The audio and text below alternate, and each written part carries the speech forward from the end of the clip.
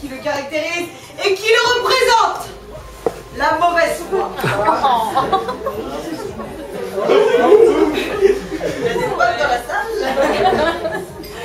Alors j'aimerais que même si on n'aime pas la mauvaise foi, qu'on fait des bons semblants de trucs de machin, on lui fasse quand même un tonnerre d'applaudissements.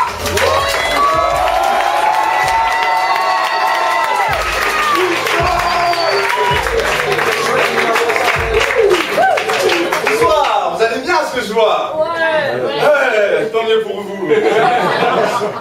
Non, sinon moi aussi je vais bien, je suis gentil de demander. Hein. Bon, en même temps, qui ça intéresse vraiment hein. Non, mais c'est vrai, aujourd'hui, tout le monde pense qu'à sa gueule. Hein. C'est chacun pour soi et Dieu pour moi. Hein.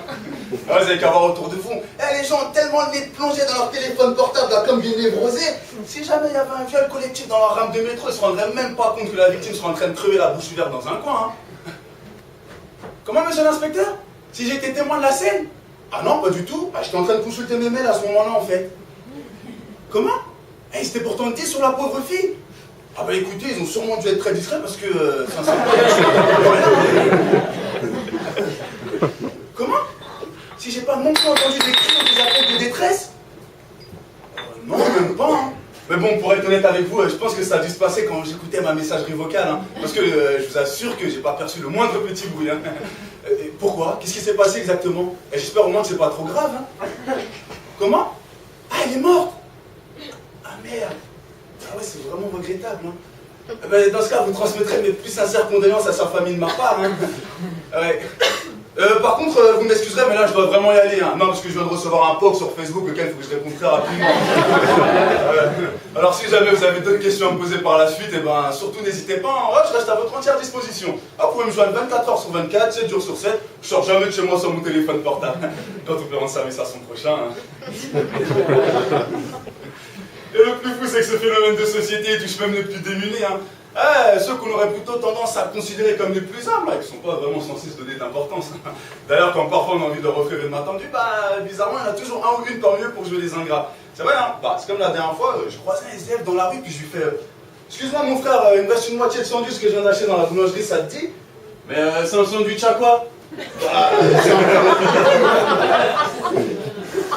Et c'est quoi comme pain? Tu prends combien du pain de sec?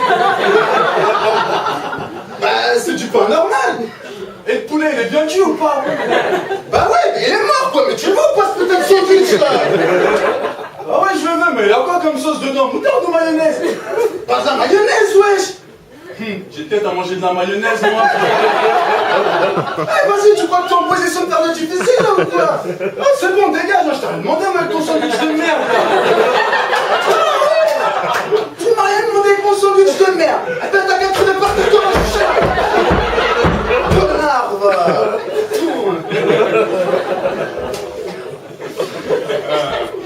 Non mais sinon, en dehors de ça, contrairement à tout ce qu'on peut dire hein, dans les médias, eh ben, je trouve qu'on a encore pas mal de pain sur la planche, hein, en fait, hein, dans la chère France de notre enfance, sujet de l'intégration.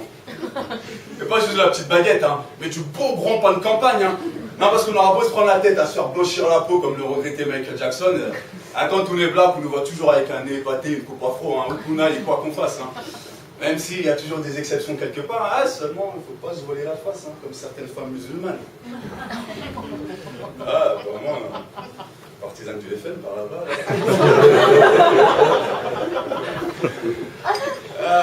Non, mais c'est vrai, hein, il y a encore beaucoup de racisme hein, dans notre pays, personne ne pourra dire le contraire. Et même en adoptant des idées à la con comme celle du CV anonyme, hein. Non, parce que vous serez d'accord avec moi, elle est complètement conne cette idée. Hein. Alors, le génie qui a pensé à ça, et à mon avis, il devait être sous l'effet du cannabis, c'est pas possible autrement. Hein. J'imagine qu'il a même dû s'enfoncer l'effet directement par le nez jusqu'au cerveau. Hein. Non, parce que tout le monde sait bien qu'à un moment ou à un autre, l'employeur va forcément nous recevoir en entretien dans son bureau. Bonjour, ah, vous êtes comme ça? Ah ouais, j'aurais pas imaginé.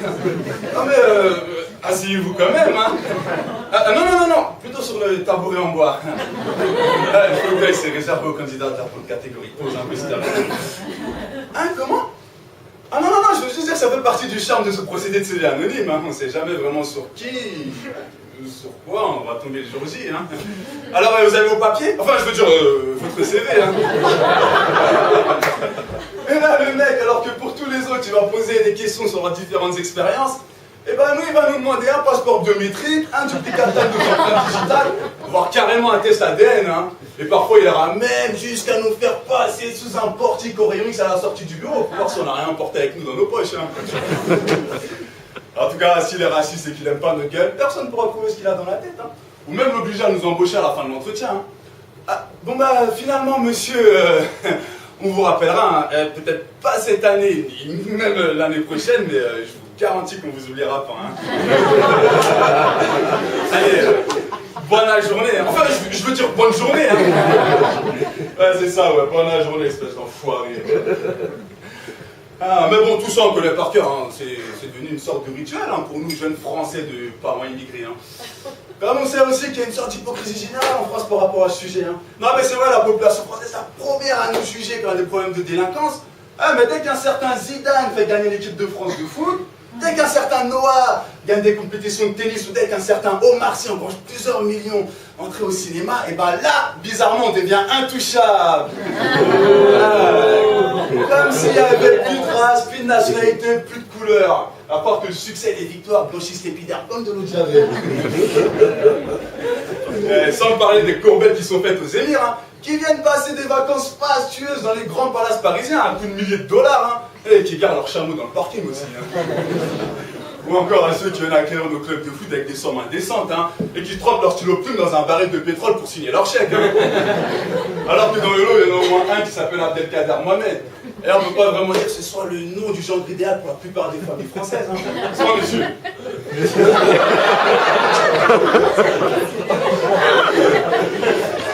Mais non, là encore, bizarrement, l'argent n'a pas d'odeur. Et on dirait que ça marche comme le fait Braise, vous savez, hop, un coup de pulvérisateur dans l'air, et la personne en face de vous n'est plus arabe, et la mauvaise odeur a mystérieusement disparu.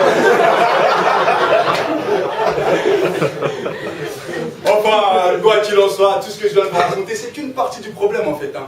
Non, parce que dans ce monde de fou dans lequel on vit aujourd'hui, au-delà du racisme, il y a aussi le fait qu'on cohabite sur une autoroute à 2 vitesses, hein, avec les cons qui roulent à gauche et les gens bien qui roulent à droite, hein. Et malheureusement, il suffit que ces deux fils se rencontrent pour que les embrouilles commencent, hein, et que quelqu'un finisse par vous taper sur le système.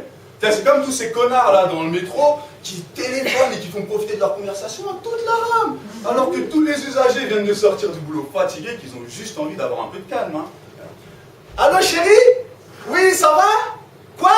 Attends, parle plus fort, je t'entends pas. T'as besoin de quoi? D'une boîte de tampons? Ah merde, c'est urgent? T'en as besoin tout de suite? Ah, tu peux pas te mettre un tampon et demander à la voisine?